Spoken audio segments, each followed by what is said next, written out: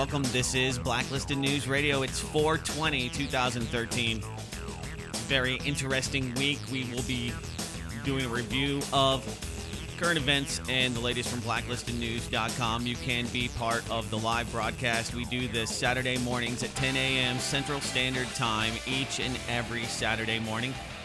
Blacklistedradio.com is the portal for that. We have an interactive chat room there. You can also tweet at the show at Blacklisted News. That's my handle. And you can text us. Got a lot of texts this week. Got a lot of voicemails and messages from people that wanted to get information out to the world about the media and how they are, creating new realities through some of the different tactics that they were using to clean and to sweeten some of the film footage and some of the original pictures that were run. So in media and in newspapers and magazines, online and the like. And so a lot of people wanted to reach out to us about that. And so we've posted just, I would say, an incredible amount of data regarding and relating to the Boston Marathon twin bombing. That's what they're calling it now.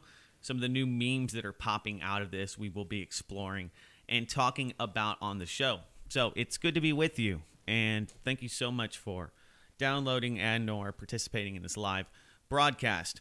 So let's just talk about April, okay? Because before we get into the bombings, and I do have a lot of interesting and different angles that you're not going to hear from other people, some of the other very weird mainstream media tie-ins to what's happening. But let's just talk about April.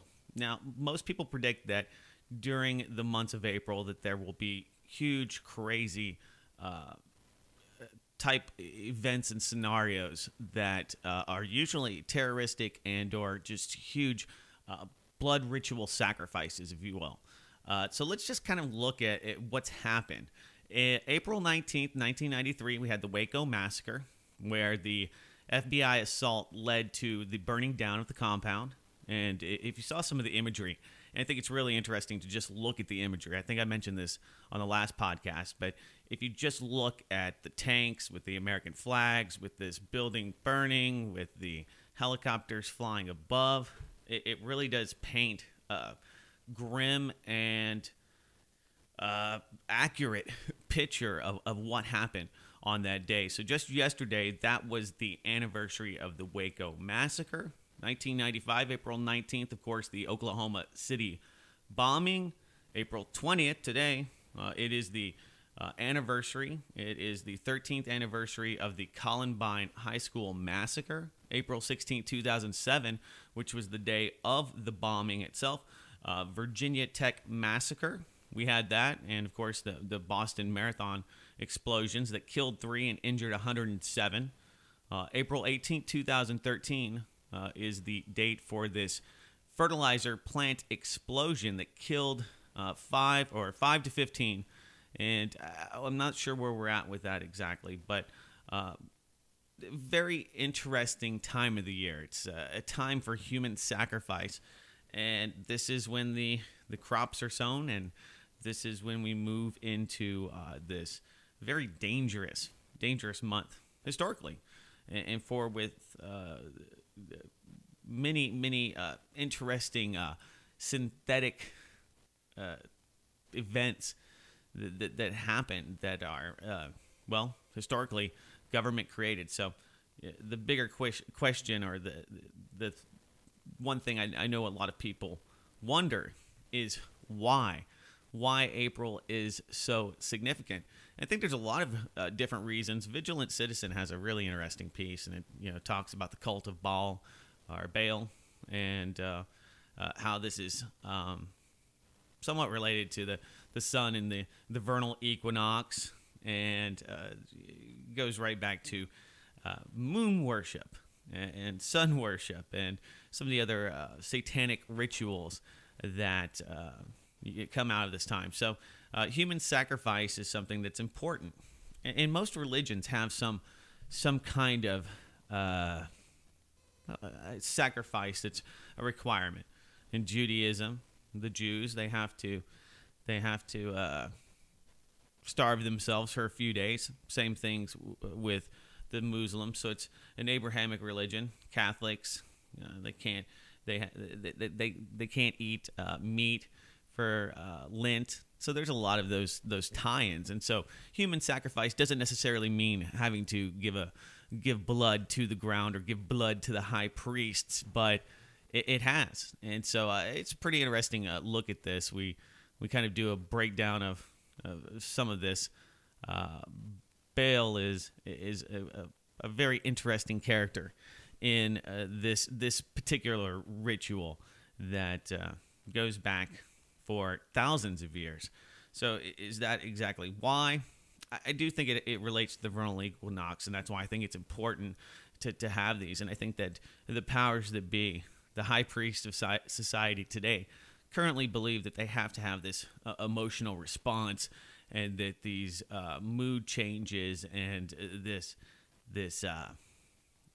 grieving has to happen to move forward.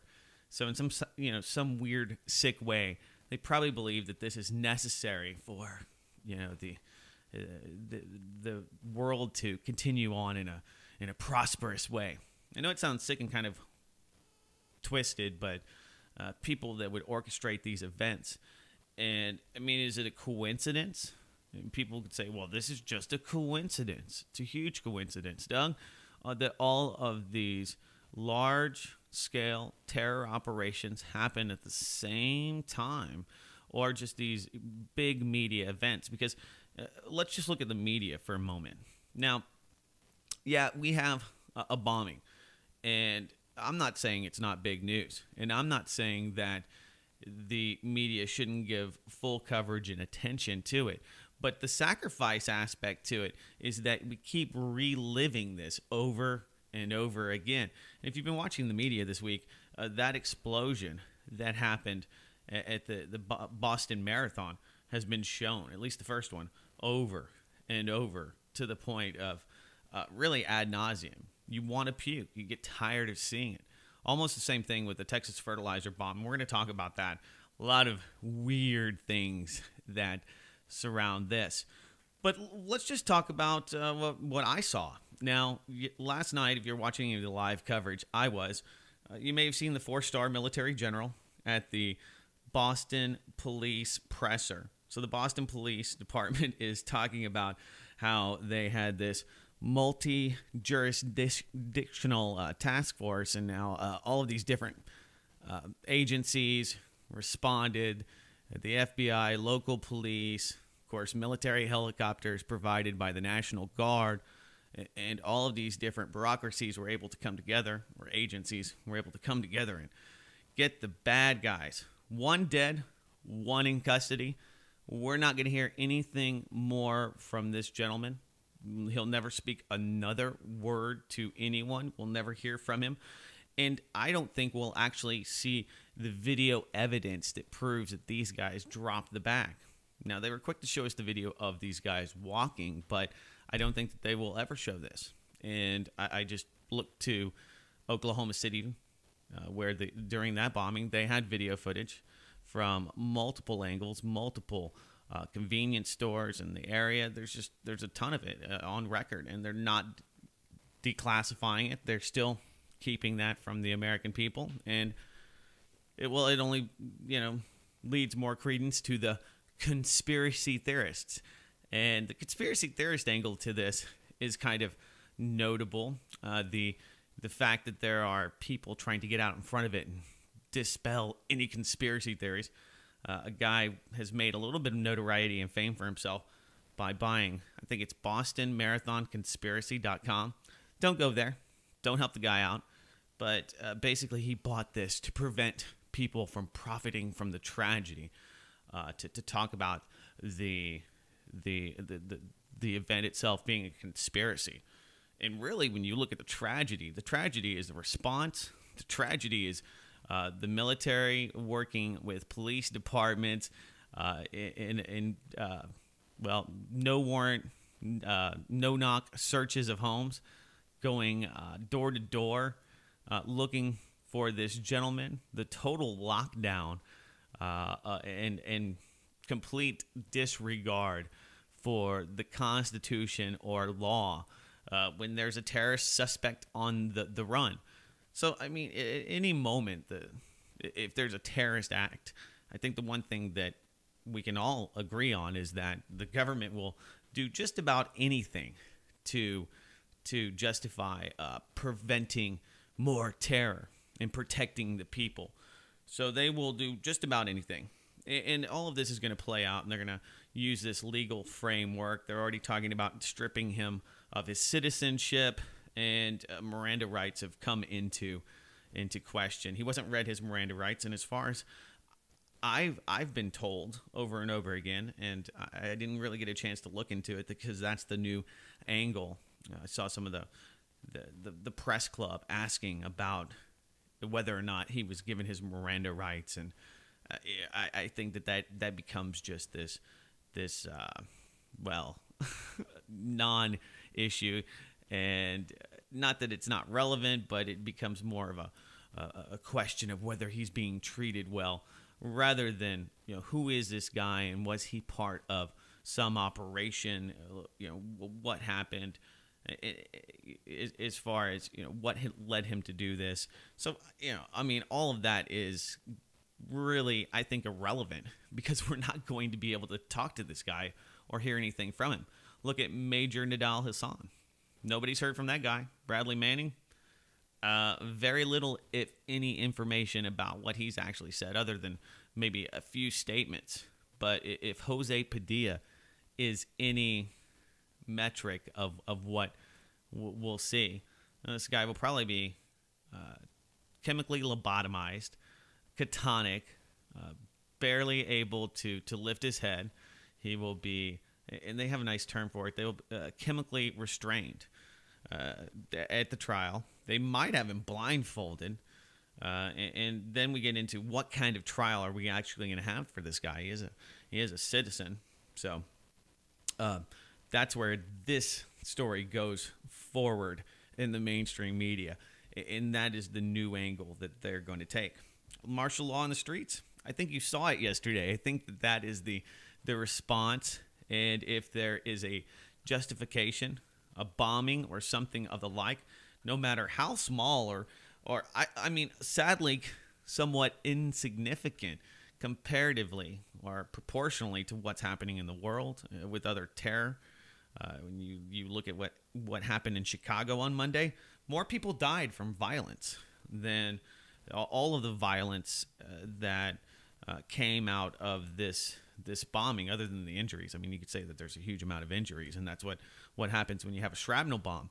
Absent from the conversation is Weather Underground extraordinaire Bill Ayers and his bombs. Now, Bill Ayers is actually going on speaking tours, and he is a fellow, I think, at one of the universities in Minnesota. He and his wife are personal friends of Barack Obama, and he's a man that used a very, very similar tactic to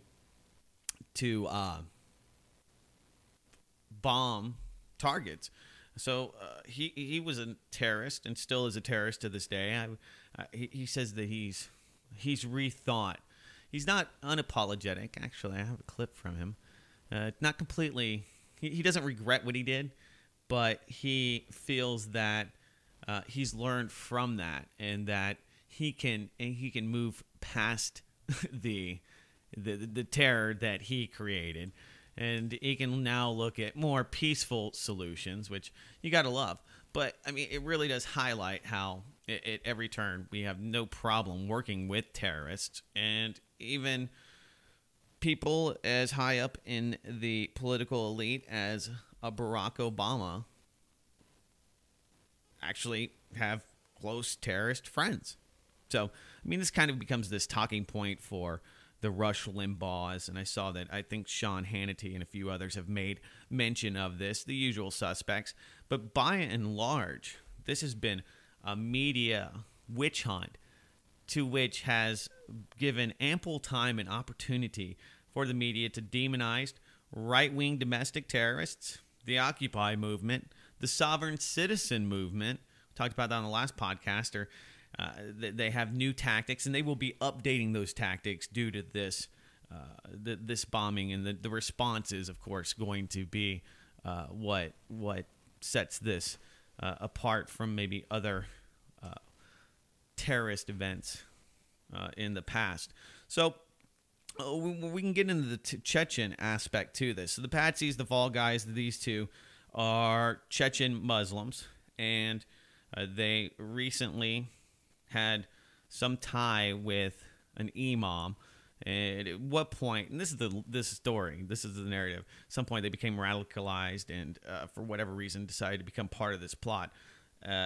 If you look at Chechen rebels themselves and what's happening there, the media is now focusing on the fact that you have Al-Qaeda in these Caspian Sea states and in Chechnya specifically. Now, if you look into the history of Al-Qaeda and radicalized Muslims and terrorist organizations that are running Chechnya or operating out of Chechnya, like the Chechen rebels, you'd have to look back at two compromised MI6 agents, people that have been working with the MI6 and the CIA.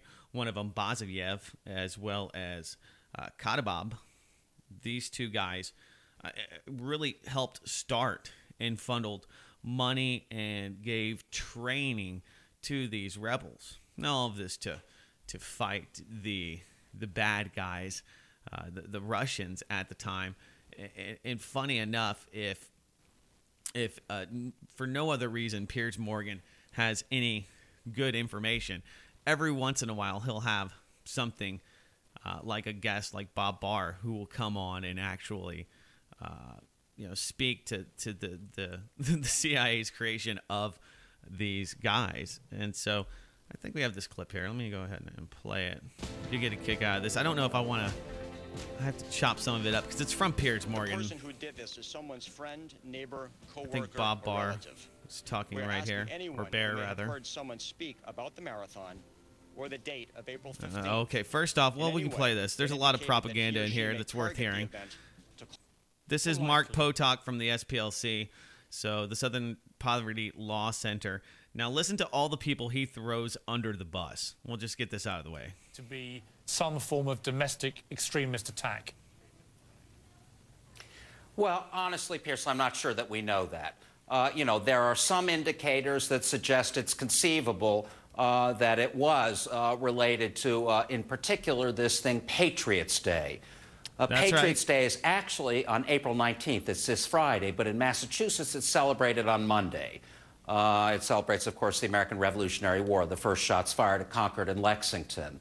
But in the world I cover, it is really known for being the opening of the Revolutionary War, the beginning of the Warsaw Ghetto Uprising, a big raid in 1985 of a white supremacist compound in Arkansas, and then probably most importantly, the end of the debacle in Waco, where 80 people died in a fire, and 2 years later, payback for the events in Waco, the bombing of the Oklahoma City building. Now, see, he just says that so matter of fact, but the bombing of the Oklahoma City bombing had nothing to do with Waco. It wasn't payback by the militia, but he just creates this narrative, and Piers Morgan likes where it's going, and he brings up some interesting aspects to it, because initially everyone was saying, oh, it's tax day, this is the Boston Tea Party marathon, or the Boston Tea Party anniversary, and this marathon is part of that heritage. At least that was the originating idea behind it, or one of them. But nonetheless, all of the people have been thrown under the bus, all of these different groups, too many to name, really. I mean, if you've been watching this coverage, it's out of control. It's such an over-response, an overreaction by the media. But anyway, later on, and I don't know if this is going to get Mr. Bear here in trouble. He is a former CIA operative, but he basically explains why these guys use the pressure cooker. Well, I mean, the Chinese have been the victims of Al-Qaeda in the weaker part of the country. And if you take the tack that it was Al-Qaeda, remember that all they care about is causing mass casualties, as many as they can. They do believe that will stop occupation of the Middle East. And while we're more guilty than the Chinese are nonetheless guilty of oppressing Muslims. And, you know, if it were a radical Islamic group, it's not going to matter to them. The point is to, Let me see. This isn't. you know, this would be a huge breakthrough to them, and they would say something at this point, you know, make further threats. It's just in their MO, and they have. Oh, well, unfortunately, I don't have the clip there, but he basically says that the CIA trained Al-Qaeda to make these bombs, to use them against the Russians. And I guess it's kind of, it's important to note that these training tactics and all of these weapons that we see being used here, allegedly, by Al-Qaeda, the pressure cooker bombs and the like, are actually from the CIA. And the CIA actually taught these guys how to use them, and this is how they fought this proxy war against Russia. So absent from this whole conversation is the fact that now we have a terrorist organization called Al-Qaeda, Al-Nusra, that is working against Bashar al-Assad, and we have troops, 200 of them plus, that are mounting in Israel, Jordan, to go into Syria. So they're already talking about boots on the ground, possible intervention. And we also have Hagel. Along with this, he has his biggest trip to the Middle East, his first trip now, as the defense secretary. And what is he doing? He's doing what we do best, and he is selling weapons. There's going to be a 6-day trip that includes meetings with counterparts from Israel, Jordan, Saudi Arabia, Egypt, and the United Arab Emirates.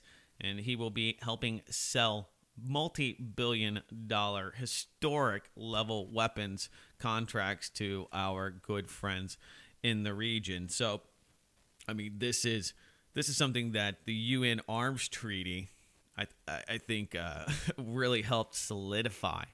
And that is, making sure that the United States continues to be the biggest exporter of weapons in the world. It's one of the few things that we're number one in, other than food stamp usage, obesity, maybe number 2 to Mexico. But I mean, there's a lot of other things that we can look to, and not to say that we, as a people, the American people, we don't have ingenuity. I think that there are people that do in this country, and there's a lot of great, wonderful people, but there's a lot of others. Well, anyway, they're consuming the media's lies, and everybody's becoming a Chechen expert now. Everybody's going to be learning more about Chechnya and the Caspian Sea states, the Silk Road, and wondering how long till we need to go over there. We have Algeria. That is now pretty much a hot military intervention action. We've just sent troops over there, so they're not going to talk about that, and they're not even going to talk about the leftists like the Weather Underground.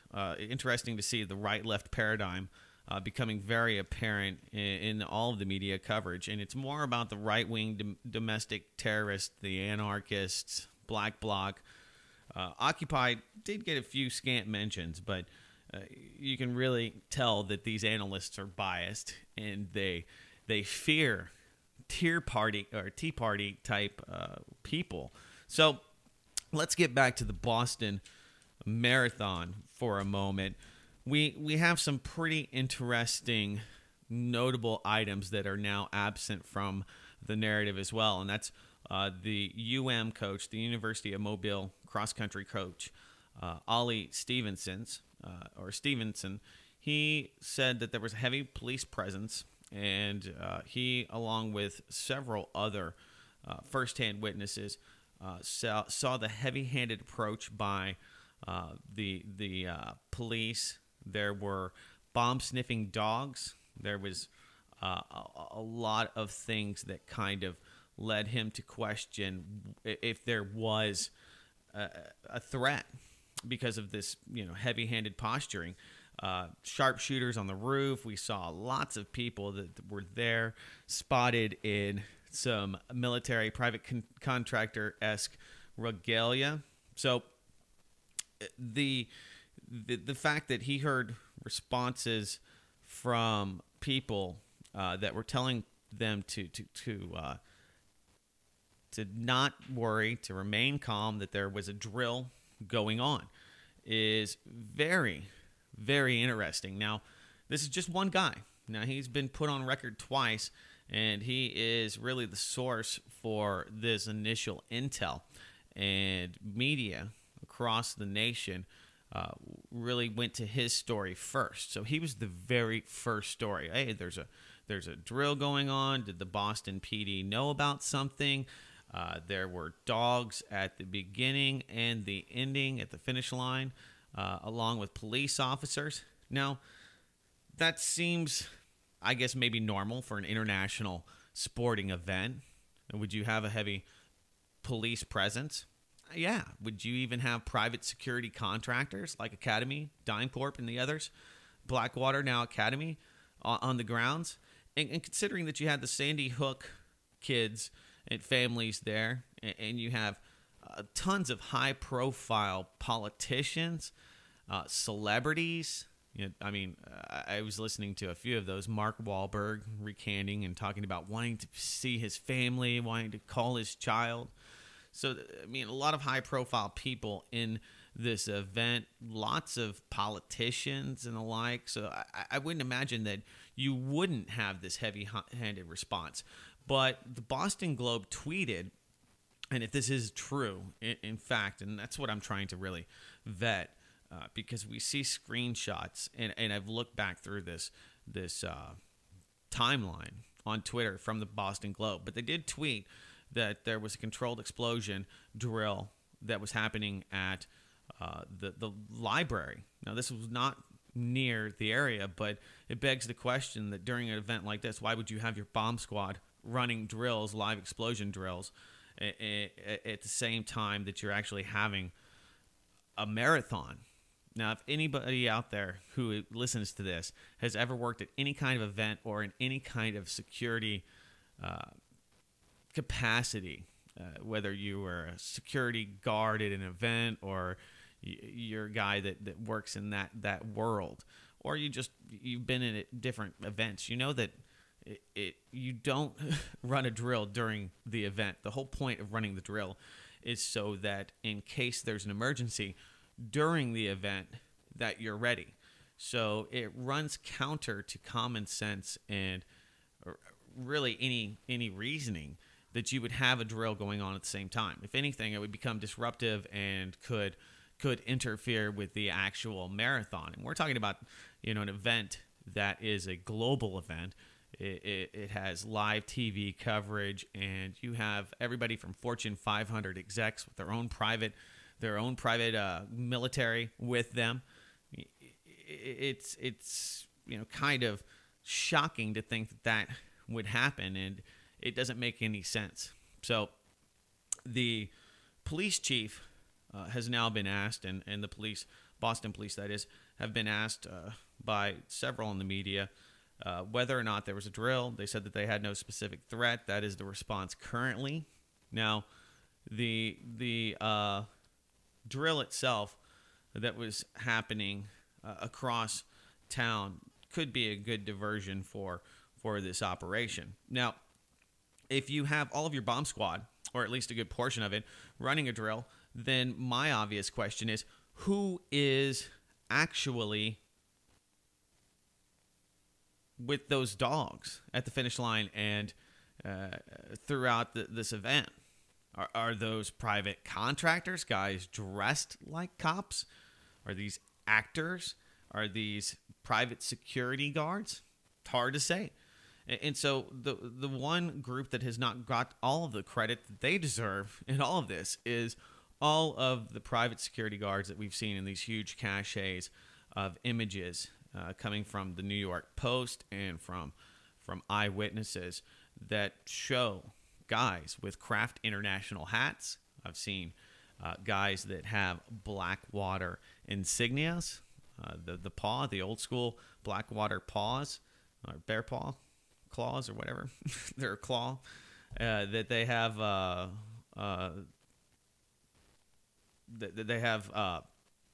paramilitary pants and boots, and even in some of these pictures, guys holding some kind of electronic apparatus Some people speculate that it could be a detonator. It could be anything from a Geiger counter to a detonator. I mean, a lot of this is speculative, but it's very interesting because a lot of people have been confused by the Kraft International hats. Now, Chris Kyle, he is the famous, now deceased, assassinated military sniper that was pretty famous. He had a book and did the media row. He was killed on a gun range by a soldier with PTSD. But nonetheless, this is actually his corporation. He's one of the founding members of the corporation. And they are not a private military contractor, but they do training. So you see a couple guys in the pictures that have Kraft military gear on, or paramilitary gear rather, on. One of the hats has the Punisher insignia on it, which really signifies to me that this is either A, private military contractor, which is more than likely, or B, this is also being used as a way to tell others that these are the same people that may have been part of the assassination of Chris Kyle. So, and that's just a hunch. That's my speculation. A lot of people point to the presence of these contractors as a way to say that there is this is obviously an op and that there is government involvement. And I say that this might prove that there is corporate involvement. But with the Sandy Hook kids there and this happening right next to them, they would have been guarded by private contractors and security guards. So it brings up more and more questions. Now, the parents of these two young men are saying that this is an inside job through and through. They've come out and been pretty candid. RT had this scoop from the mom. And I'll be honest, the mother of the bombing suspect doesn't really seem to know much, but she is sure that her son was not involved. And she says that the FBI has been involved with them for years. But, and this might sound, I'm not going to sound racist, but Russian people that I've met are instinctually just not trusting of government, and especially the U.S. government. But here's a little piece from Ma. It's coming up, and I can tell you now on the line, we've got the mother of one of the two suspects, Subdayat Sanava, on the line with me now. Very good evening to you. Thank you for taking the time at what must be a very difficult time for you to come and speak to anyone at this time, and for your family as well. So thanks for being with us. I'm sure, but what can you tell me about your sons and your thoughts of what they're accused of tonight? Okay, can I speak now? Yes, you are indeed. You're live on RT. Thank you. Well, what can I tell? It's really like a hard thing to hear, and being a mother, what I can say is I am really sure, I am like 100% sure that this is a setup. My two sons are really innocent, and I know that neither of them never has talked about whatever they're saying about now. And what I want to say is both of them were my youngest one was raised from 8 years. He was raised in America, and my oldest son, he is they're really properly raised, and in our house nobody talked about the terrorism. And my son Tamerlan really got involved in the religion, religious politics 5 years ago. So he started following his own religious aspects, and he never told me that he would be on the side of jihad, and whatever they're talking, whatever is talking about him being a loser, themselves are the losers. My son would never do this. My son, it is a set up. He was controlled by FBI for 5 years. They knew what my son was doing. They knew what actions and what the sites on internet he was going. They used to come home. They used to come and talk to me. They used to tell me that that they are controlling his. They were telling me that he's really a serious leader, and they are afraid of him. They told me that whatever whatever computer site or whatever is there, whatever information he's getting, they are controlling him. So how could this happen? How could they? They were controlling every step of him, and they are telling today that this is a terrorist act. Never ever. This is not true. My two sons are innocent. I do take in what you're saying. I do take in what you're saying there, but I have to put to you, how can you explain the violent chase your sons were involved in early this morning, the use of explosives and the use of firearms? I'm sorry? I take in everything you say there, that you say your sons have been set up, but I'm asking you, please, if you can, I know it's a very difficult time for you, but can you explain, therefore, what the violent chase your sons were involved in was about this morning, and the fact that they were firing at police officers and throwing explosives out of the car at them? Well, you mean the youngest one? Well, I gather both were involved in this early morning chase, and both were firing and throwing explosives out of that SUV at the time. How can you explain their involvement in that? I never believe into it. I never believe into it. I think that it is. I know my son never spoke about those things, and I. Yeah. So you see that there's a little bit of a language gap with mom there, but she did say and put on the record that the kids were involved with the FBI, and that's not shocking. We did see that the FBI this morning.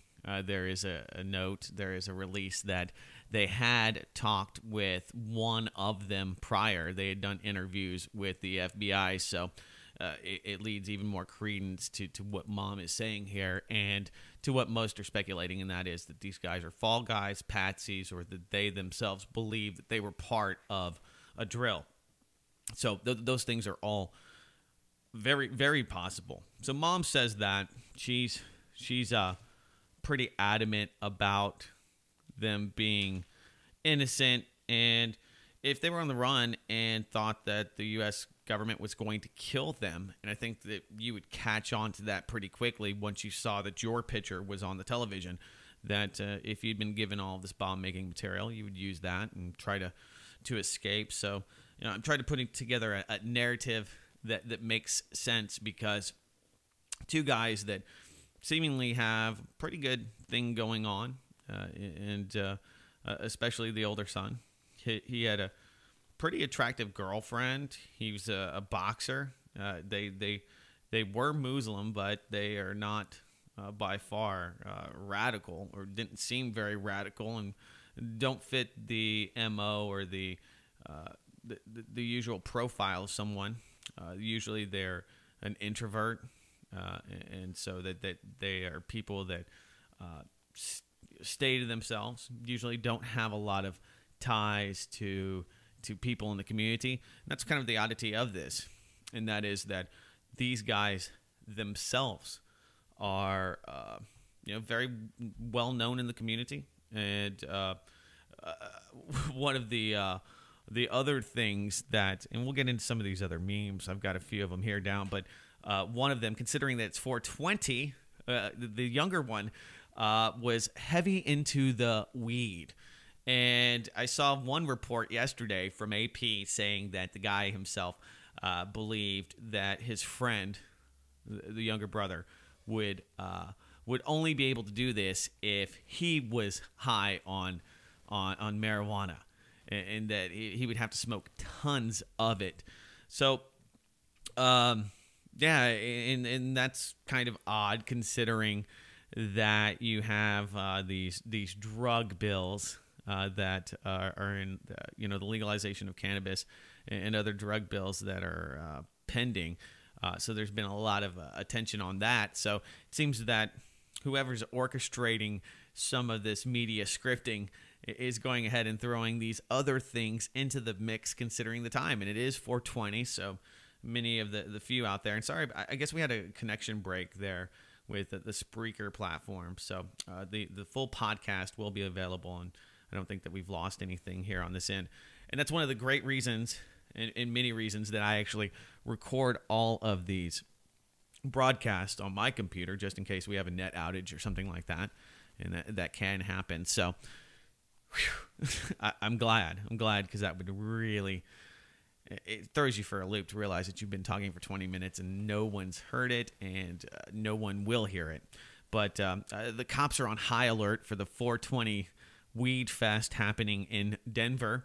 And I saw a pundit this morning, or listened to a pundit asking the question, would the younger brother have been here? And what did marijuana play in this role? So it's just so politicized at this point. And, of course, the initial questions still need to be answered. And that is, did the police or FBI have prior knowledge? Did they know these guys? And that answer is yes. So they were aware of these gentlemen.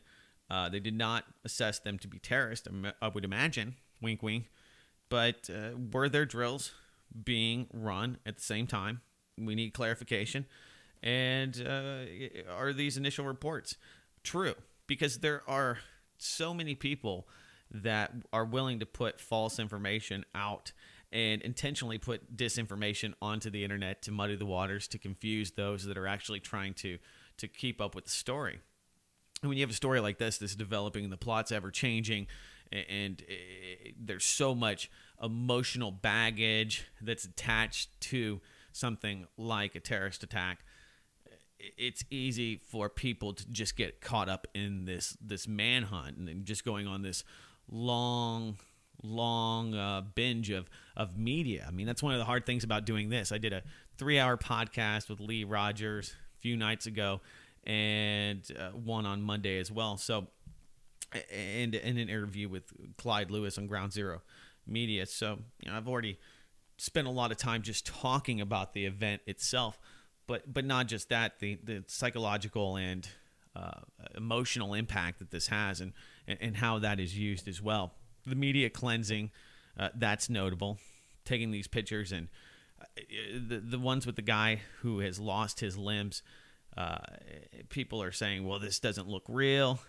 I think that it could be real, but we've seen pictures of the leg photoshopped back onto the gentleman. And people are saying, well, maybe that's vice versa. Maybe they photoshopped his legs being blown off, and it doesn't make any sense if if the tourniquet would be leaking. Why don't we see the blood? It's really hard to kind of wrap your mind around what it would look like, because most people haven't seen people with their legs blown off or just recently blown off. Most people don't watch that kind of graphic gore, but I've seen people's legs blown off without blood just oozing out, and they become almost cauterized. So you get a lot of these people that just want to debate these certain images and become almost centric on the imagery itself. So it's proof positive that there's a grand conspiracy, and I think that we have proven without a shadow of a doubt. I know that we've done this at blacklistednews.com, but if you've been following all of those pieces and you've read it, proof positive that the media has been scripting and has been filtering the imagery and changing the imagery. I've seen some of them removing blood from certain pictures and adding other gore to others. So there are a lot of those things that have been highlighted. And so if the media is already doing this, you can't really trust almost anything that comes out of this at all. So rather than just focus on this, because I think most people have already kind of made the decision in their minds, or at least most that listen to this podcast, that this was an inside job. And I think that the drills are the biggest question. If this drill is going on during the event itself, then we need further explanation.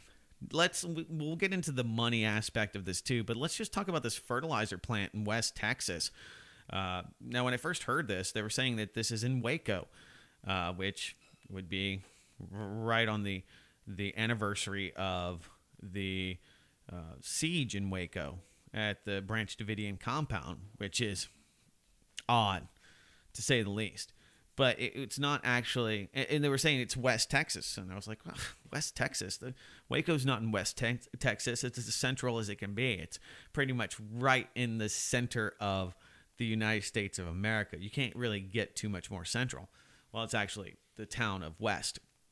Now, if you've seen the video footage, I am compelled to say that it looks like there is actually a rocket coming in from the left side of the one video that we have from the gentleman who was recording it with his son with his phone.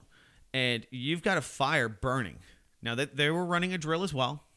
Let's not forget this. They were running a drill on the same day. And the plant ended up on fire. And watching the fire, it was burning. It was a huge fire. I mean, so big that it actually got the attention of this guy, and he pulled over with his son to film it, as I said. And he caught something on the left side of the recording. You can watch it for yourself. I don't think that there's definitive proof that there is a rocket, but it seems that there's something flying in that's already on fire from the left. Okay, so drone strike, that's what I lean towards on this. I think that this is actually a strike. I think that we'll find later on maybe that there's some covering up of the evidence, but there's just nothing left. Now, it's also notable that the media was running with this angle that this plant itself created the fertilizer used in the Oklahoma City bombing. I've tried to verify that, and I've only seen two or so articles that say this, and I think some of them might just be leaning in that direction or trying to bring up the relevance that, you know, this is not watched or this is not well regulated, these different factories. And we've already seen some of the EPA violations. This just gives, I think, more credence to this propagated idea that we need more government intervention and that we need more regulation over the fertilizer industry. I mean, coming out of this bombing, they're already putting forth new proposed bills to regulate black powder, which is nothing less than charcoal and saltpeter. I mean, just common household products. It's going to be impossible. We've already seen that to regulate and outlaw explosives. Just like it's been impossible to outlaw all of the chemicals that people can create and find and use to make methamphetamines. I mean, they've outlawed and banned hundreds of chemicals in the United States and in other nations to stymie this. And it's more prevalent than ever. People just figure out new ways to make even crappier products that people pay the same price for. They're even more dangerous and more caustic and more deadly.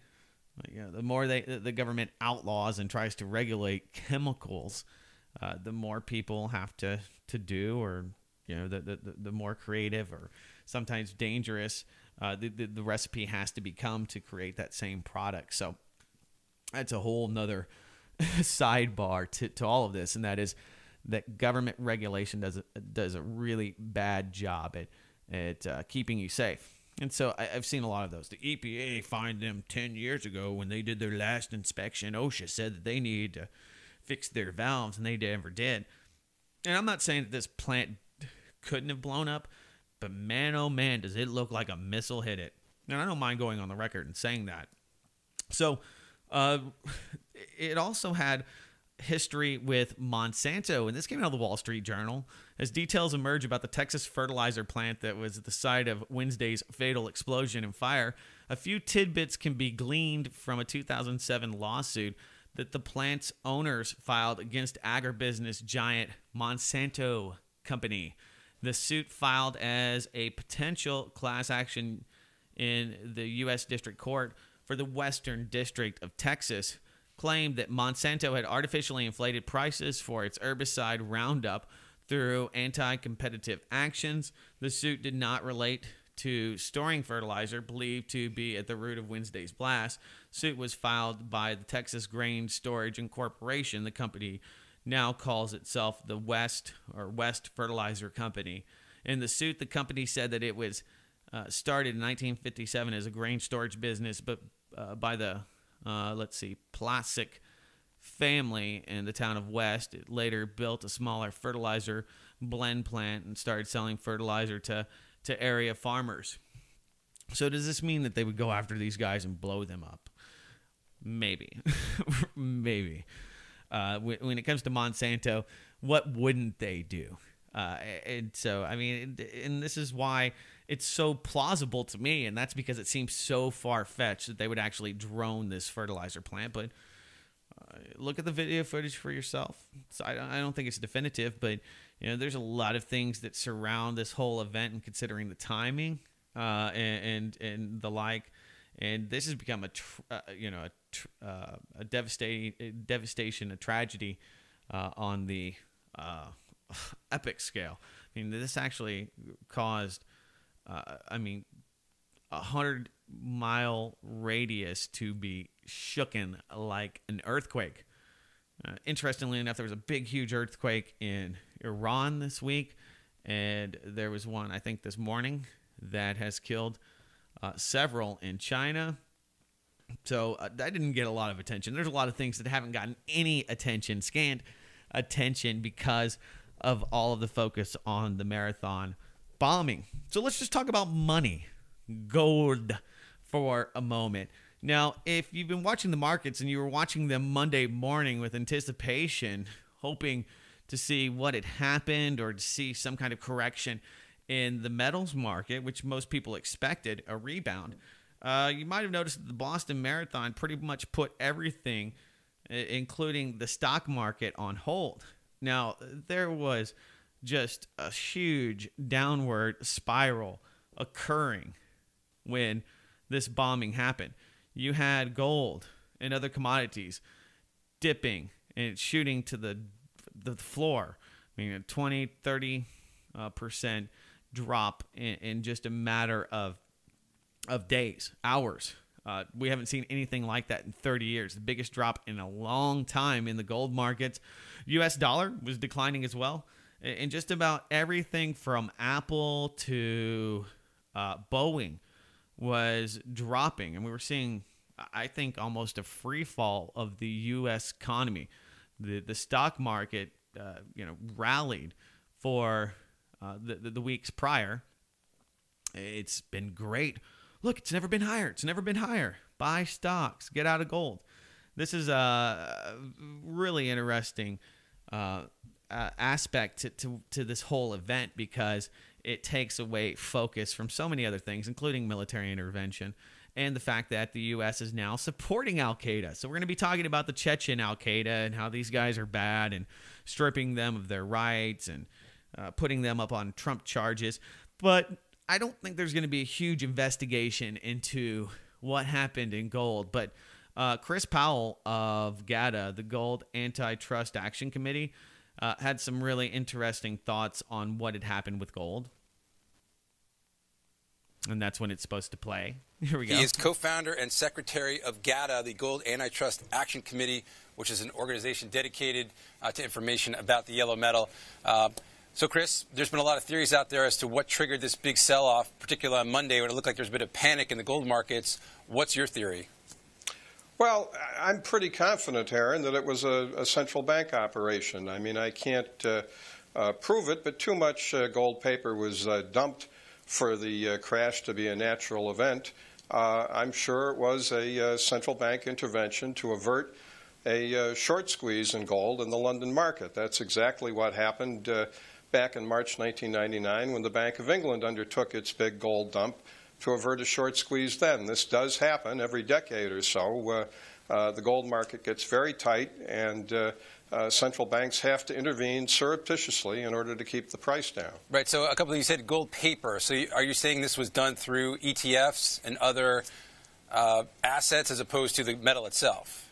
No, it was done through the shorting of futures contracts primarily, but I'm sure it induced gold ETF shareholders to dishoard a lot of their shares. It was just too overwhelming there, and nobody sells gold like that in order to make a profit on on a long-term gold holding. It was a central bank operation, and I just wish that I could persuade financial journalists to call the Fed and the Treasury and the Bank of England and ask them some very specific questions about their gold undertakings. For example, to disclose their gold accounts at the Bank for International Settlements, to disclose their gold swaps and leases. All this material my organization has sought and sometimes even litigated for, and we've been denied access to that information. Well, I'm sensitive that there should be freedom of information, what the Fed and other central banks are doing, and perhaps after we're done here, we at Yahoo Finance will do that. But all right, so yeah, he says, we might do that. We might look into it. We might ask the Bank of International Settlements to give us some insight into what happened in gold, and don't bet your dollar on it. I don't think Aaron there at the Daily Ticker is going to be doing a lot of research. I mean, he does an all right job, and he's actually been one of the narrators of the 2008 crash to present. One of the guys that was working with Jim Cramer when he was saying, yeah, the whole system's manipulated. I remember when that was a big deal. Jim Cramer says the markets are manipulated. Now everyone says that the markets are manipulated by central banks and government intervention and regulators and the hedge fund markets and the like. So it's not really that shocking anymore, but I think that Mr. Powell here is exactly correct, and this is the central banks intervening in the markets. And, well, they tried to take down Bitcoin, and people can speculate as to whether it was the huge amount of success, the fact that you have separate banks that are crashing and instability in the euro, people looking for ways to exit these financial institutions. The Spanish monarchy was getting a lot of attention. There are protests, and there still are, in Spain. This corruption probe proved that the princess, Juan Carlos's daughter, was stealing money from the U.S. or from the U.S. Who isn't stealing money? They're stealing money from the taxpayers of Texas with their toll road. I could go on and on about the macro, how the macro affects the micro here on the Trans-Texas corridor, but it might fall on deaf ears. Most of you are probably pretty much aware of this. But so you saw this huge ramp up and then this huge statistical decline. And everybody said, oh, Bitcoin's dead, man. Sell it, sell it, sell it, sell it. And I'm not a proponent of Bitcoin or really somebody that's getting into it. I'm just not an investor. I probably should be, but I'm not. I have a few Bitcoins in a wallet on my other PC, but I have to figure out how to get those off of there. But, not somebody that is well, trying to justify why I've been telling people to push it. And so when you saw that huge drop, there was a lot of people that were eating crow and feeling bad about what they had told people to do. And yeah, there's still people that are down, but that's just what happens when you invest in anything. So I think that we got our Bitcoin education in April. Now it's become mainstream, and it went back up to $130 a Bitcoin yesterday, which is a big incline. It went way up and went way down. But if you look over the month of April, just 20 days into this month, 2/3 through it, it's still up, way, way, way, way up, over $100 currently. Just looking at it and bringing it up from Mount Gox. So not bad. Better than you could have done in stocks, and absolutely better than you could have done in gold. Now, the people that are in the paper markets in gold, they are being flushed out. And I think that this is a great way to get those people that own gold but that is not physically deliverable out of the market. Those people are panic selling, or at least that's what the media was claiming, that there was this panic selling going on. Now, we know the reality of the situation, and that is that the numbers that came out this month, the employment numbers, are horrible. They're horrible.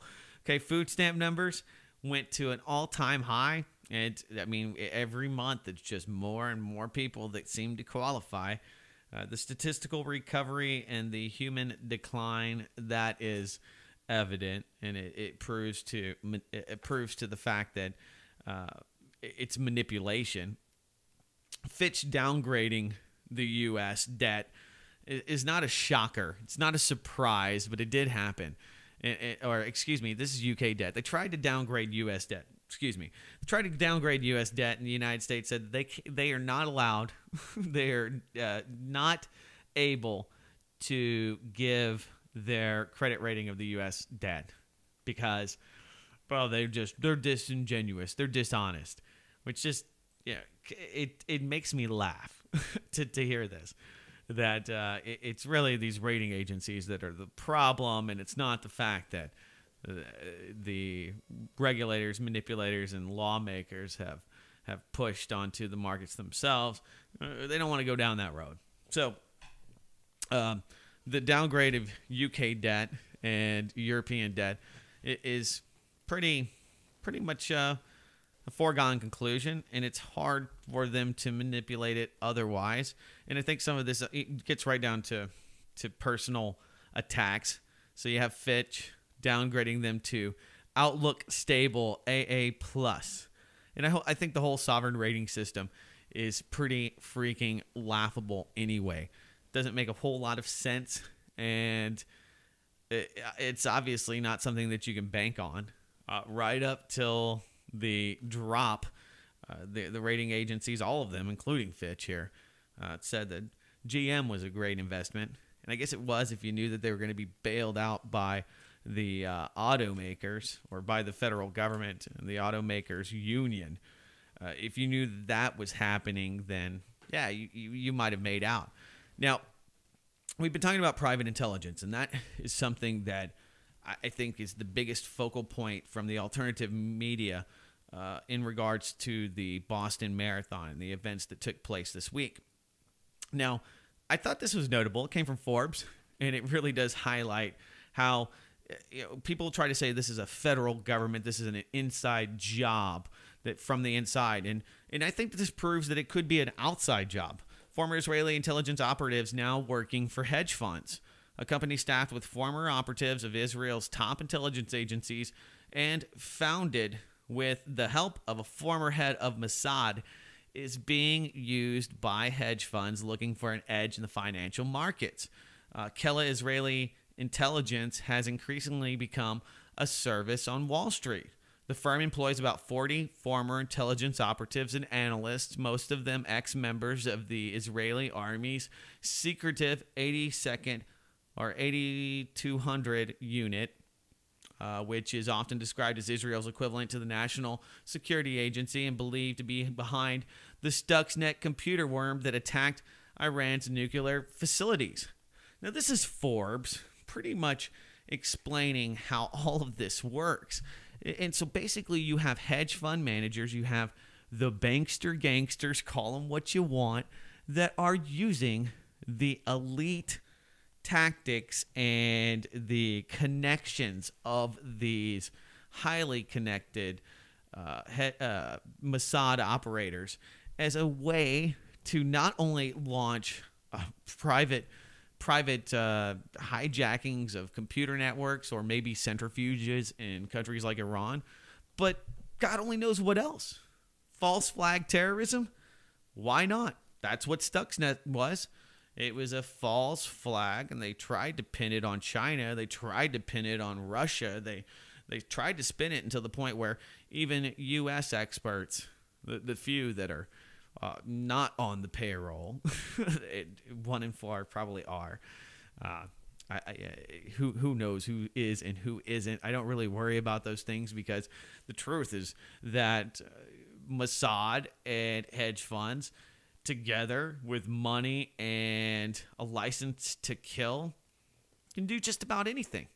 So this really does kind of highlight the criminality and the collusion between the banking class, the Wall Street elite, the political elite, and these intelligence agencies that control and assassinate and do just about anything that needs to be done to make things happen.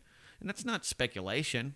I mean, this week we had a Blackwater guy go to prison. That didn't get talked about. People say that there's no bankers that go to jail, right? Now, the hedge funds that have Mossad working for them, you'd think there'd be a law against that, but apparently not. You do have a few people that go to jail here and there. They're called patsies, or they're called scapegoats. They're called low-hanging fruit. I think a lot of these different talking points in this conspiratard movement, and I'm not talking to you out there that believes that there was conspiracy this week, but the people that do everything they can to make it look absolutely retarded and to make it look like everybody, including myself and you out there listening, are insane. Often point at what has happened and comments that I make as a way to really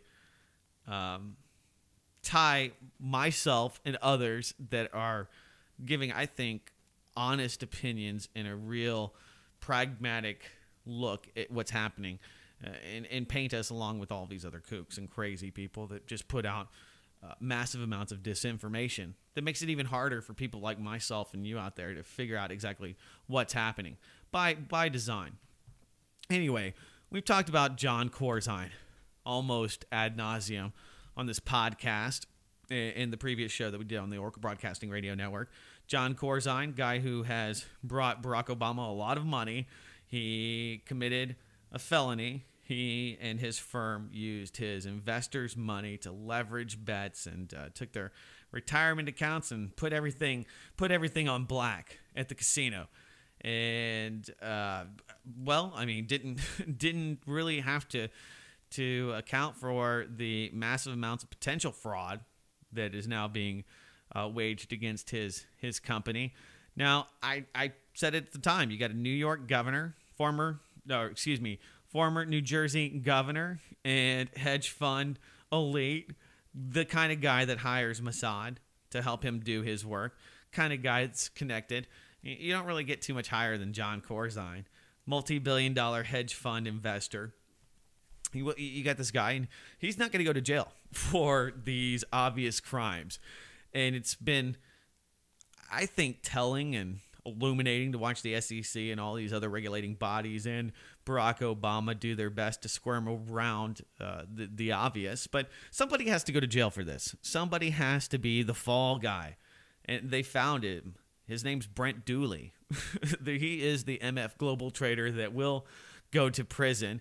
In a New York Times piece, it's out of Forbes, Teresa Church wrote about Louis Freeh's recently released investigative report on what went wrong at MF Global. And Louis Freeh is an interesting character, and I think that he's somewhat compromised. Of course, he works for the FBI, so that makes him suspect number one. Number two, that he was the guy that wrote the definitive report on the Sandusky Penn State investigation, and I thought that really helped close the investigation, though they are going after some of the top brass there at Penn State. So how many of these guys will make it to trial, and how many of them will be assassinated along the way or just die? I mean, how many Ken Lays we might find there when it's actually time to talk about the pedophile ring, to talk about why they allowed it to go on? Anyway, sidebar. So you have John Corzine, who, he had loose controls. This is what they call this, loose controls. And unfortunately, because of John Corzine's loose controls, this is according to Forbes, that's why this guy, Brent Dooley, is going to go to jail. At the firm's helm was a former senator and governor of New Jersey, John Corzine, who has not been heard from since save a few congressional hearings where he said very little. Nobody knows where he's at, but we have seen the pictures of him on the beach. Now, if I stole $20, reportedly, somebody saw me steal, I don't know, a watch, they would come and kick down my front door and haul me to prison immediately. That's just the way it works. The government is more than happy to use the heavy-handed and well-armed apparatus at their disposal to go after you. But good friends that raise money for Barack Obama, just not at the top of the list for people to go after. So there you go. That's my thought on Louis Freeh. He seems to be in this whole pedophile scandal. Something absent from the Thatcher discussion. That is that she was heavily tied, and you can find just tons of pictures of her hanging out with the Jimmy Savile crew and Gary Glitter and the rest of the creepos that were deeply involved in that pedophile ring. Can I get some coffee too? Love you. All right. So, the passively aggressively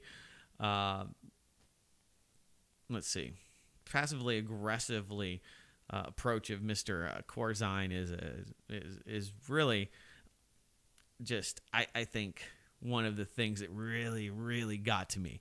He's just you know what? Just shut your mouth. People trying to give him paperwork and serve him papers and just pushing them off, and I'm not going to say anything. He gets aggressive, but then he kind of backs away, and well, I guess the American people don't get to hear a lot about it. His own investors that are suing him haven't had a lot of luck or success in that. But anyway, while Corzine was not criminally prosecuted, and while most likely he never will be, those loose internal controls that were tolerated within the company cost one man years in prison. Evan Brent Dooley. Dooley, 45, was a commodities trader for MF Global in 2008 when he placed a wrong-way trade on wheat. The resulting loss of a whopping $141 million. Dooley was fired, and MF Global paid a $10.4 million fine for its lack of supervision of Dooley and others. Like most companies that are fined by authorities, they pay them and promise to increase controls to assure these violations never occur again. And let's see, they did some restructuring that week. Brent Dooley paid a high price for working at loosely managed MF Global. He's heading to federal prison for 5 years, and the restitution he's going to have to pay, wow, $141 million. It's impressive. John Corzine, the guy behind it, and probably the guy who made this trade. We've seen the culture, and it's a risky business. It's a risk-reward culture. You want big money. You want to get recognition as one of the up-and-comers in Wall Street in the hedge fund business. You got to take risks, and with big risks, there's the potential for big rewards.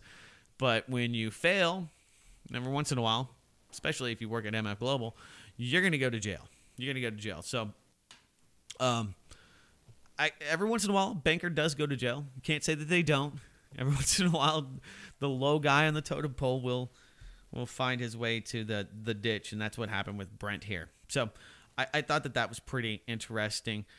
So there we go. There's money this week. We did have some other things to talk about, but I don't know. None of them are really as compelling as some of the other things that we found today. I did want to talk about CISPA, the Cyber Intelligence Security Protection Act, which does none of that, and the collusion and the corporate sponsorship by IBM and AT&T, and therefore CISPA.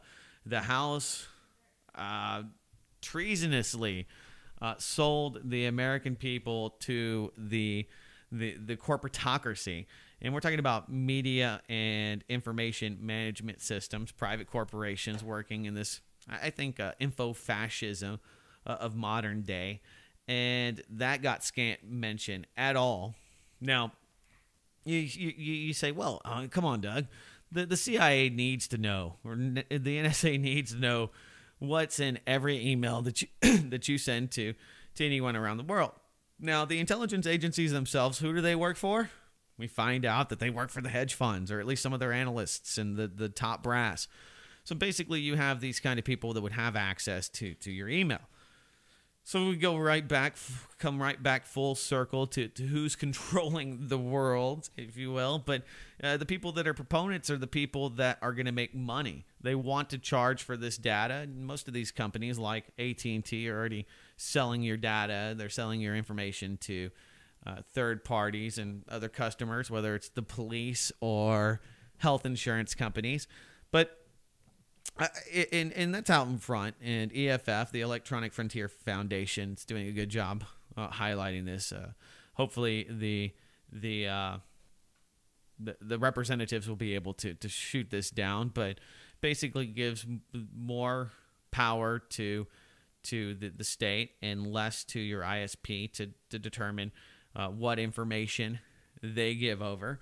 And in this terror industrial complex, providing safety, or at least the illusion of it, is big money for telecommunications companies. But I saw this morning, and I mean, where can you go? Where can you go? You realize that you have to get outside of the box and outside of the top 20 corporations.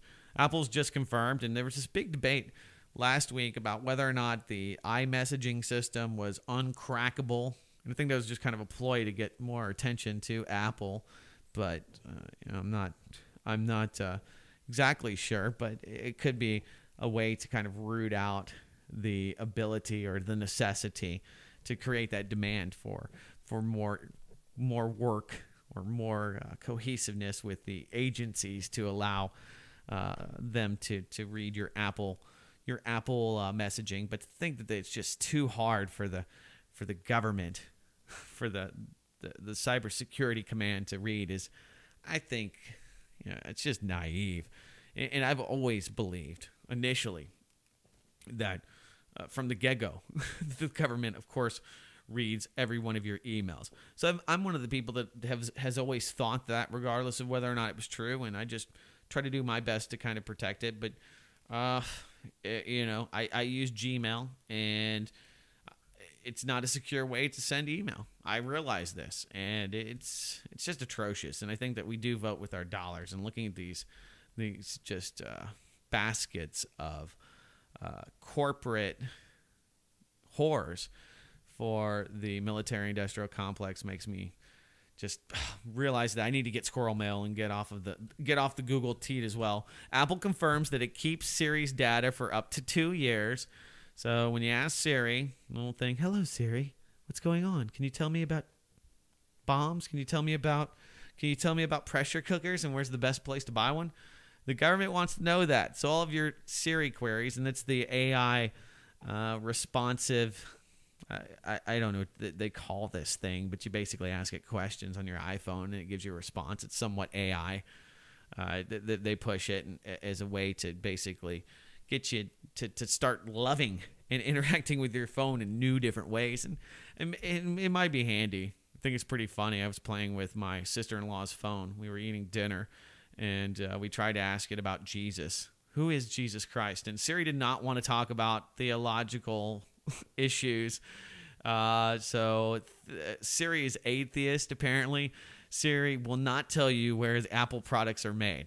You can ask Siri about where are they fabricated, and it'll tell you that Apple is in California. So I just think the whole thing's creepy, and I don't really want to ask my phone that many questions. And if you do ask Siri, you can bet your bottom dollar that it is actually keeping that for up to 2 years, and it will snitch on you. So Siri might not like what you said. And here's the deal. I mean, does see something, say something, stop when it comes to your phone? Of course not. So Siri has the obligation as an AI Apple operating system to rat on you. Siri says, "Hello, Jenna Napolitano. I want to tell you that Doug said pressure cooker. He asked about pressure cooking."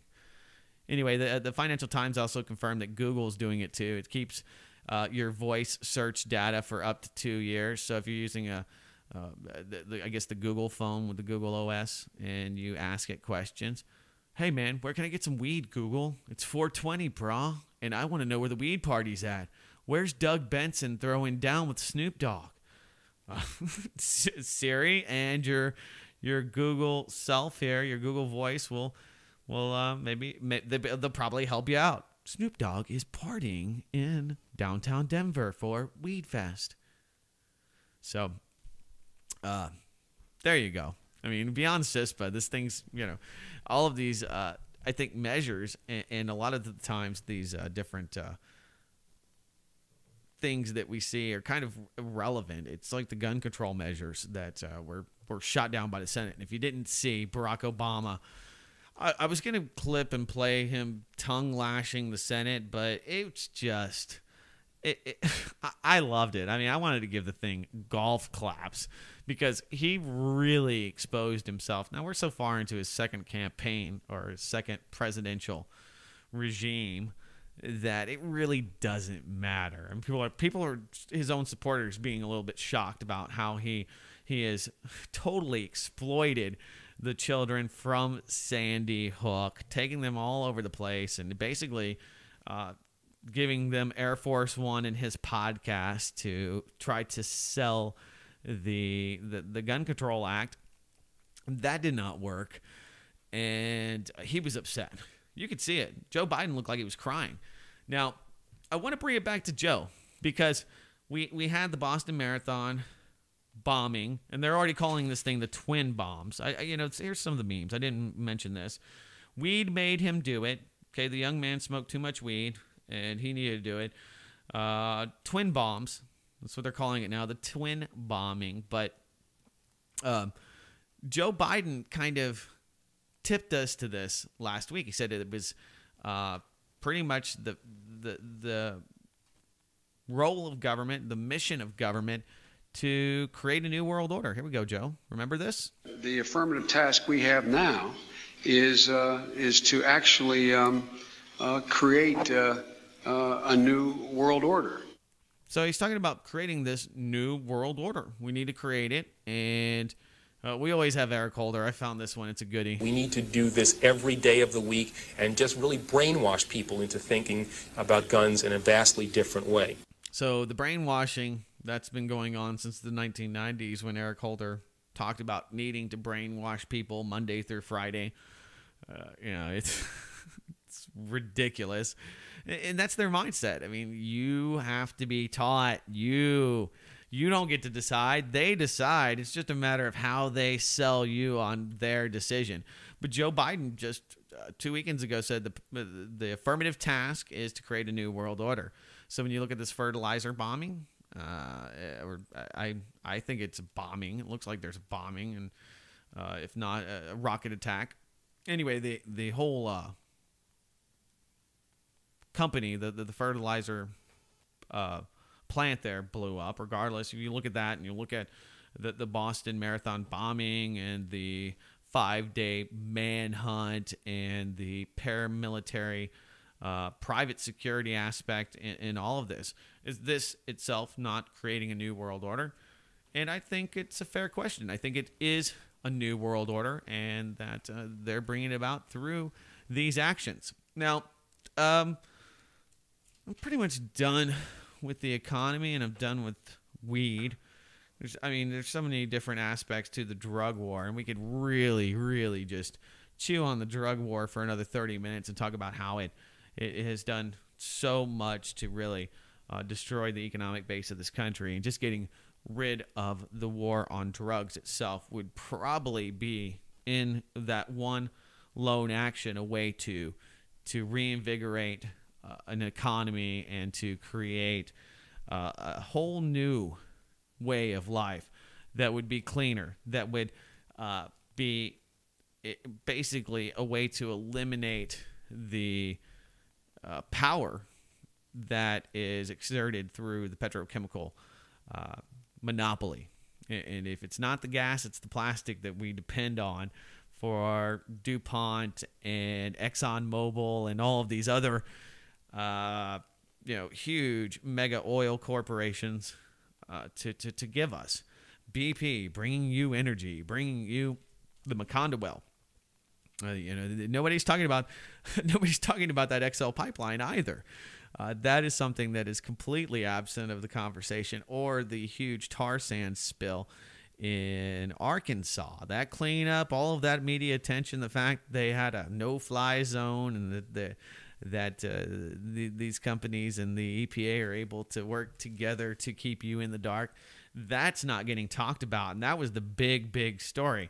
People say, well, it's the gold, it's the economy, it was a run on European banks that created the need for this false flag event, and I think all of those are, good guesses. I don't have the definitive, answer on that, but I do think that it has served a lot of people in a lot of different ways, and it's really helped.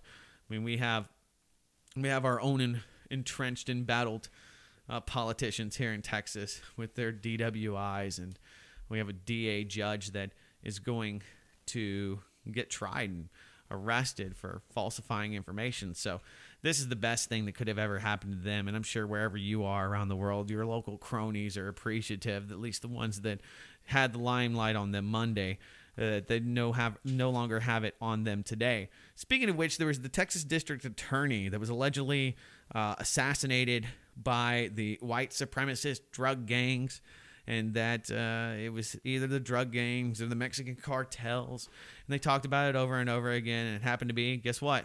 Another lawman's wife. That came out this week, and no one really commented too much on that. Also, you probably got no wind of this, but the official story that surrounded the Chris Dorner manhunt was that the police shot tear gas into the cabin that he had held himself up in, and that he himself had set fire to the cabin. Well, that's not true. Come to find out, the San Bernardino police, they have now said it. They actually intentionally burned Chris Dorner out, and they didn't burn him, and they're saying that he did commit suicide, and the gunshot that we heard was him committing suicide after they had set in incendiary devices. So it's going to be interesting to see what little details we get about the Boston bombing that come out 6 months later that we find out, and all these little tidbits. But so the initial reports, people were considered conspiracy theorists, or you were a nutbag, and I saw all of this. I followed the Twitter sphere, and the people saying, "Oh no, Chris Dorner, he was dangerous. They had to do this, and they would never burn a person alive." And then I think about that, and the first thing that comes to my mind is Waco. So this is it's always a very crazy month, and in the history, and the tragedy, the sorrow that continues to repeat over and over again, because everybody remembers, and they're constantly reminded about these tragedies, from Waco to the Oklahoma City bombing to the Virginia Tech massacres. I mean, we started the show and talked, about that, and went one by one through those events. So they always come around at the same time, and so you have this very morbid month for a lot of people, and so it does bring cover, and that was my biggest point to some of the other things that we find out. And Chris Dorner, nobody remembers him. He was a big story. He was a tragedy for the people that were part of the mind op, and this is America's worst nightmare.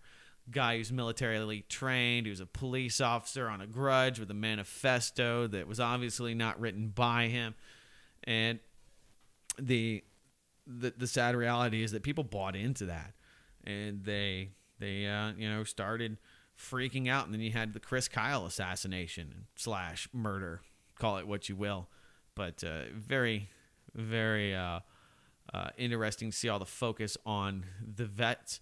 And that's one of the things that I was surprised, actually, that I did not hear, and that was that this was tied to the vets. So just another side note I wanted to mention on the Chris Dorner. Now we get the truth, and we find out the cops killed him. But, the Thatcher funeral was highly militarized.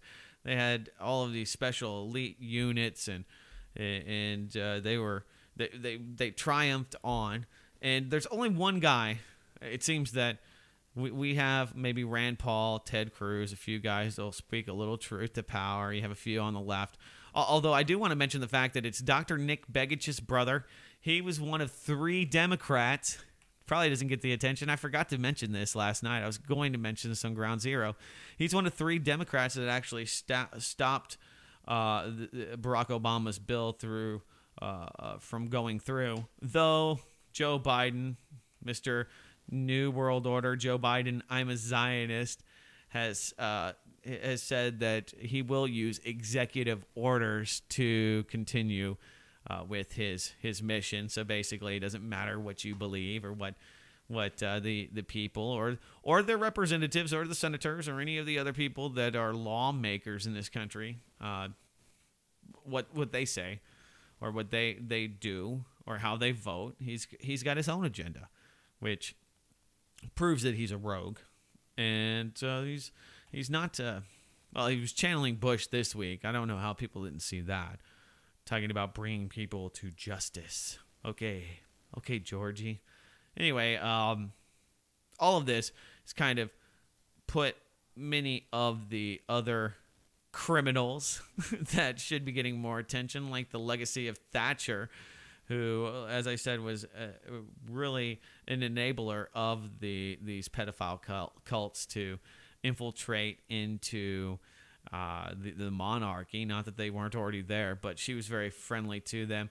But she should be chastised for so many of her other policies. There's only one guy in Europe that can say this in Parliament, and it's Nigel Farage. And I always find him to be fun. So here you go, a little truth to power. And this really did offend a lot of people, and that's why I'm going to play it. Farage. Mr. Farage has the floor. Years ago, Mrs. Thatcher recognised the truth behind the European project. She saw that it was about taking away democracy from nation states and handing that power to largely unaccountable people. Knowing as she did that the euro would not work, she saw that this was a very dangerous design.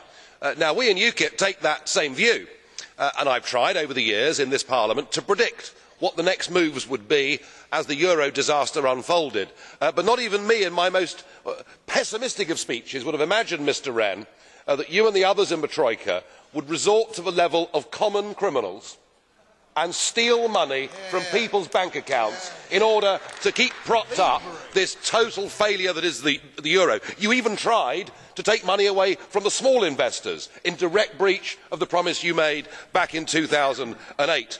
Well, the precedent has been set. And if we look at countries like Spain, where business bankruptcies are up 45% year on year, we can see what your plan is to deal with the other bailouts as they come. I must say, the message this sends out to investors is very loud and clear. Get your money out of the Eurozone before they come for you. What you have done in Cyprus is you have actually sounded the death knell of the euro. Nobody in the international community will have confidence in leaving their money there. And how ironic to see the Russian Prime Minister, Dmitry Medvedev, compare your actions and say, I can only compare it to some of the decisions taken by the Soviet authorities. And then we have a new German proposal that says that actually what we ought to do is confiscate some of the value of people's properties in the southern Mediterranean Eurozone states. Oh, that's this nice. European Union is the new communism. It is power without limits. It is creating a tide of human misery, and the sooner it is swept away, the better. So there you go, and I have to wholeheartedly agree with him. Communism is not the way forward. I see some of the comments there at blacklistedradio.com, and communism is this idea, and it hasn't worked very well, and all of the people from Karl Marx to Lenin who have pontificated on why it hasn't worked so well always blame greed and people not being nearly docile enough to want that, and it requires a lot of fear to keep people interested in this idea of the common good rather than providing for themselves and their families. It hasn't worked throughout history, but it is alive and well in the United States of America to a certain extent, though. I think that you get caught up in really trying to classify or verify what it is that we see today, and I think it's just unaccountability on every level.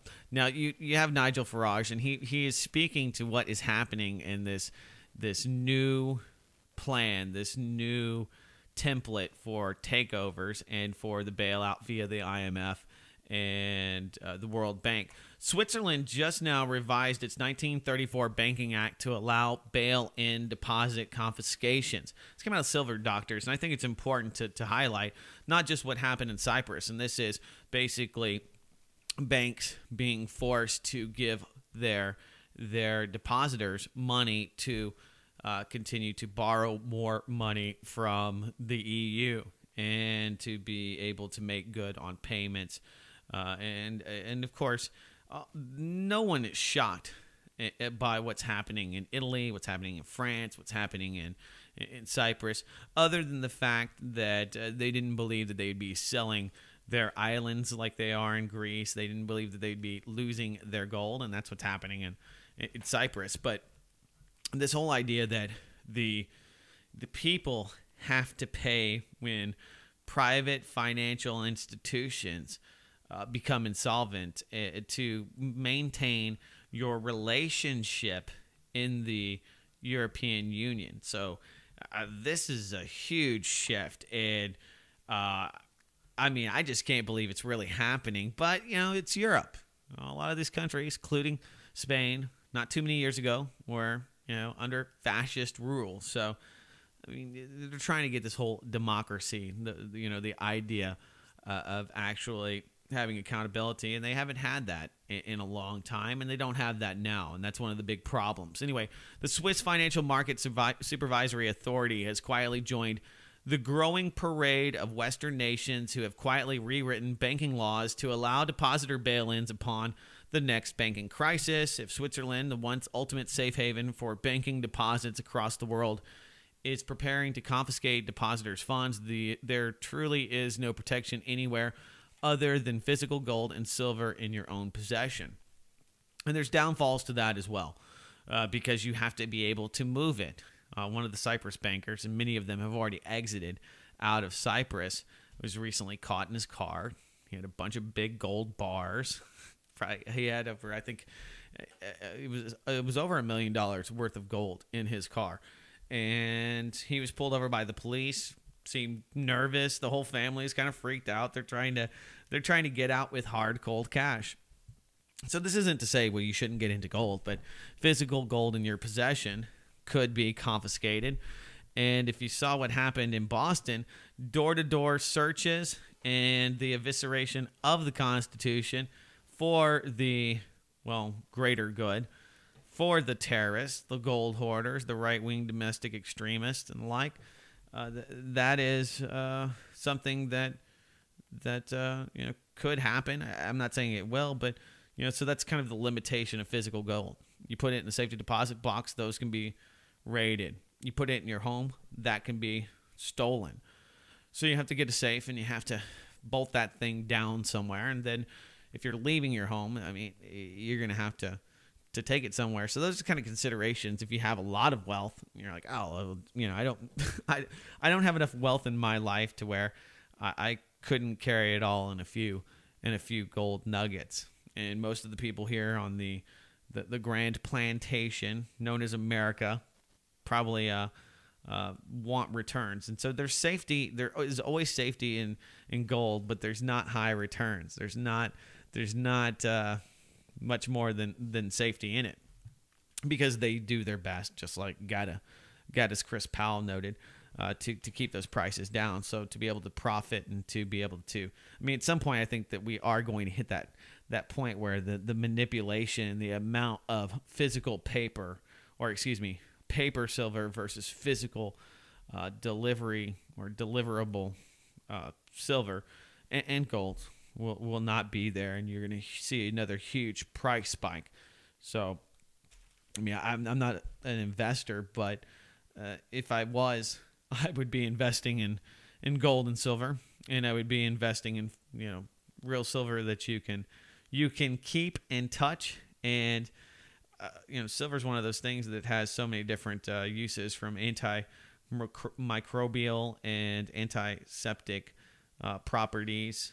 health properties. Gold's the same. So I mean, they're good things to have, and just holding silver in your pocket, there's a little bit of a health benefit to just eating off of it. That's why throughout history people have eaten off of silver. If you look at what the price of a silver fork is, though, now, my mom has some of that sterling plateware, flatware, and it melt value. A nice fork that used to be maybe $20, $15 is now $250. So you really do have to be rich once again to eat off of silver. So I'm not trying to sell silver or bitcoins or any of those other things or tell you that that's the best place to put your money, because depending on where you're at and what you're doing, you might want cash. Cash is usually king in certain situations, like when your banks decide they're going on a holiday. That's what they call it. We're going on a holiday. You cannot get your own money today. We'll let you know, and you'll be rationed your money back from the bank once we steal some of it. The first thing people want is cash, because they need gas and they're trying to get the hell out of the country before they get a lockdown. So those kind of things are, I think, considerations as well. It's just smart to have a multifaceted plan. I didn't mention the ricin letters, and that really does parallel what happened after September 11th, 2001. You saw the anthrax attacks, and now we have the ricin letters, and just like the anthrax attacks, they're saying that there's no relation to the bombing in Boston. But it's very notable that once again we have another registered Democrat, and it happens to be another guy who is a 9/11 truther. So Jared Loughner, he liked the Zeitgeist. That's what he watched. The guy who shot Gabby Giffords, allegedly, ostensibly. We haven't heard anything from him. Just like we're not going to hear anything from this latest gentleman, the young lad who will more than likely just be a memory, just like, many that have come before him, the Liberty Seven. Remember those guys, the Liberty City Seven? Those terrorists and other terrorists, Jose Padilla, they quickly go out of the minds of the people, and they go back to all of these other events. But just that these guys are Chechens and they don't have easy names to remember, it's going to be hard to really make the. I think that the choice of their name makes it pretty hard for them to become household names, and maybe that was intentional. I don't know, but it's going to, as always, result in government doing different things to help make sure that they can keep you safe. Wink, wink. Senator Lindsey Graham's already saying that we need to suspend the Constitution for Boston Marathon suspect and designate him an enemy combatant. So get to put some of those new laws, the new world order on display here. Why is it that those who spend an inordinate amount of time professing their dedication and fidelity to the United States Constitution seem to always be among the first to toss out our document, our founding document, and at any moment when it becomes inconvenient to their desires? That's right. Everybody loves probable cause, warrants, except when they're chasing down a terrorist. So that's the biggest takeaway from all of this, is that all of those rights, all of the things that you see in black and white in the Constitution, the government alleges that they are adhering to, and that's what they do. They promise this oath of affirmation to the Constitution.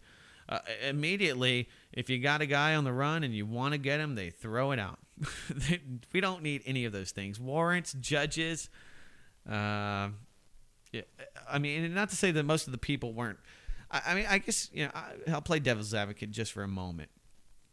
If the government says, "Hey, we want to search your house," and they can come to your house and knock on your door. Okay, you got a bunch of guys in SWAT gear with tactical vests and goggles, and they want to come inside of your home and make sure that you're safe. I would probably venture to guess the public, 9 out of 10 of them, would be just fine with that. I think this is an appropriate response, and I just want to make sure that we're helping and making sure the authorities get the bad guy.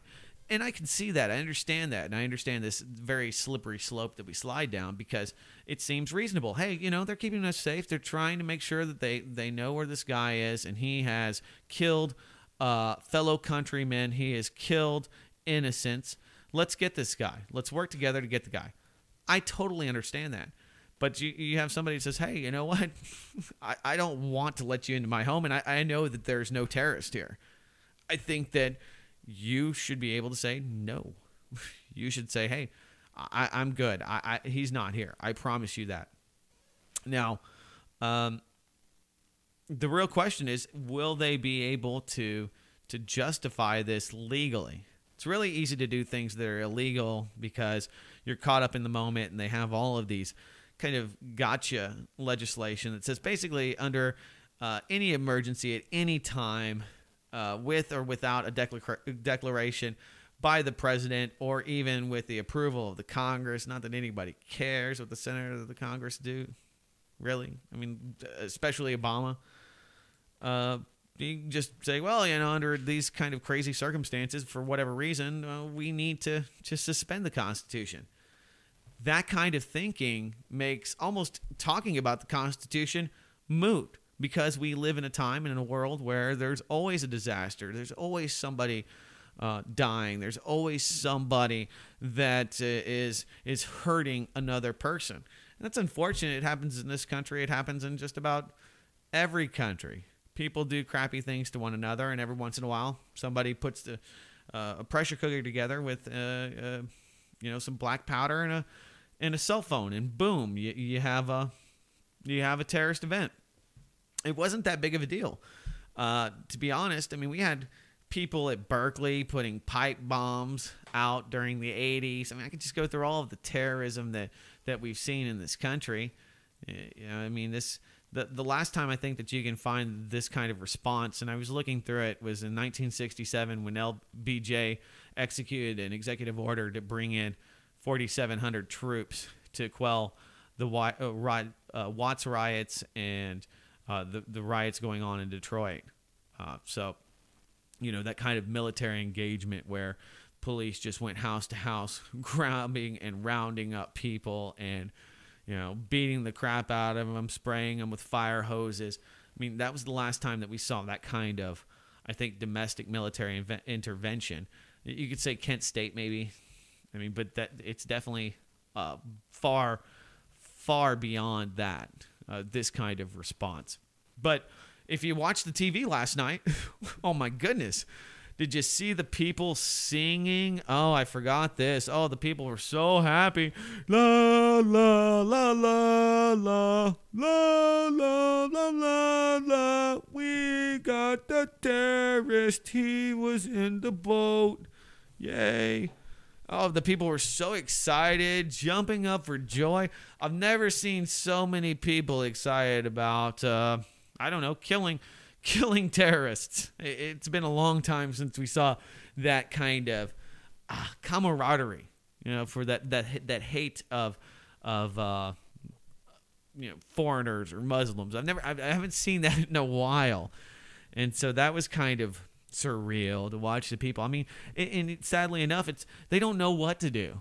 Okay, they don't know how to react. It's become so odd and so foreign to actually have a heart, or to understand, or to question what's happening, because you just want to feel good about the moment. And so Americans, what do? They just start singing. They start celebrating as if they won something. I mean, I don't know why you're so happy. I mean, there's nothing to really be excited about. Yeah, you got him. Great. Yeah. He killed some people. A lot of people were injured.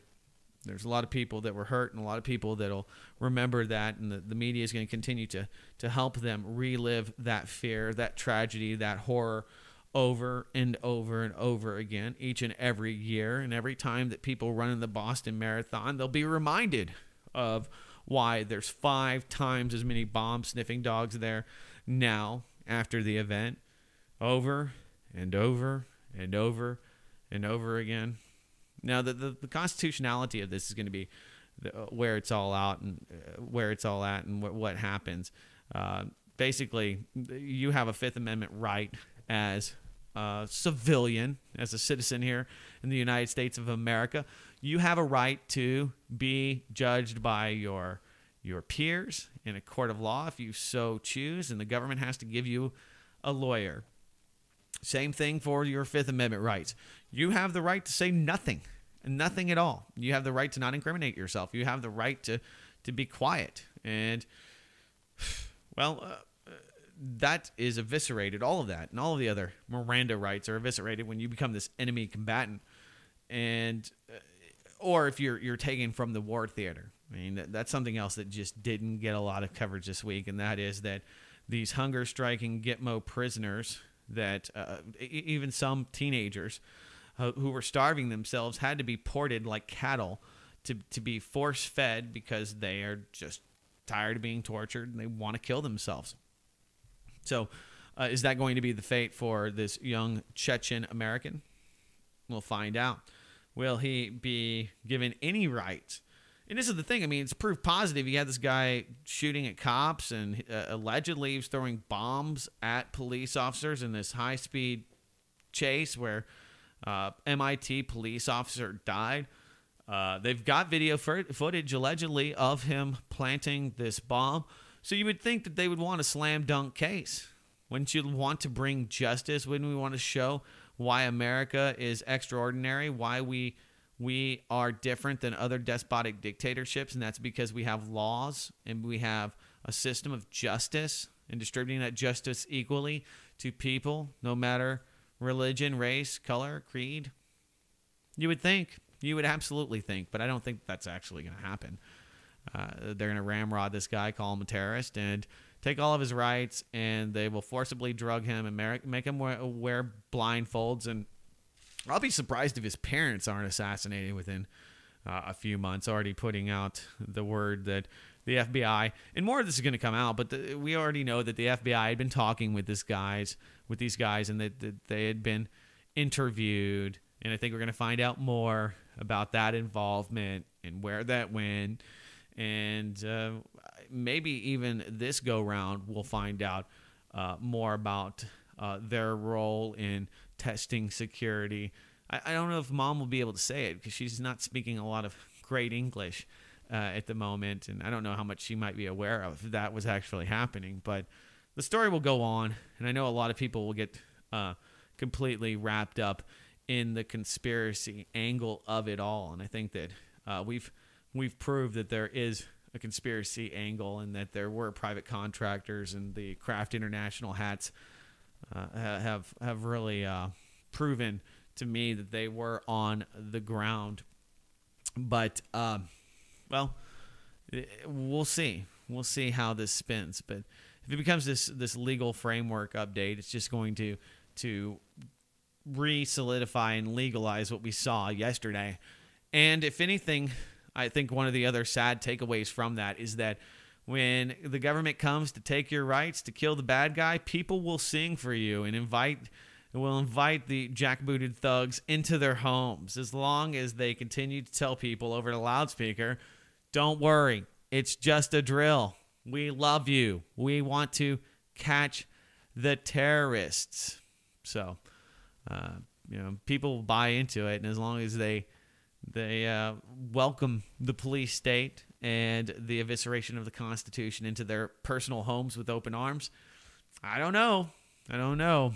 I think more and more people are appalled by this, though, and it will become something not to cherish, not to sing about. And unfortunately, I think that there's going to be more of these synthetic false flags. Probably next April, you see some more. Statistically, it's likely to happen. But you're going to see more and more of these events. The more people start realizing that government needs to be put in its place, I think the more you're going to have people inside of government and inside of the institutions that control government. They're going to prove that this system needs to stay intact, and that we do need this paramilitary force to keep us safe. The only reason we got the bad guys, Doug, was because of all the cops. Look how many of them there were. They had a whole lockdown, and that's a good thing.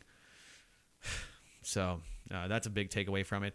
All right, guys, it's about 2 hours here. We're into the podcast. I want to thank you all for being part of it. I really do appreciate it. We can keep up with a lot of intel, and you guys continue to provide that via Twitter and via the text line and the shout-out line, voicemails, and all of that that we get at 512-222-3067.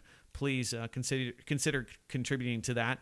And, well, yeah, we're going to be doing some more interviews and doing some more podcasts during the week. Check out Lee Rogers' interview and also with the Clyde Lewis.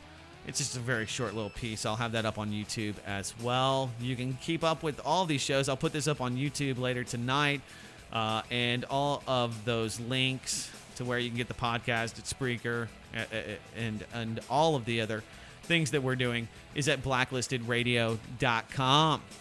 All right, well, enjoy your 420. Watch out for the potheads. They're going to be driving around. It's going to be amateur hour, so do that. Be safe, be well, and I hope to see you back here next Saturday for another live edition of Blacklisted News Radio. Till then, take care.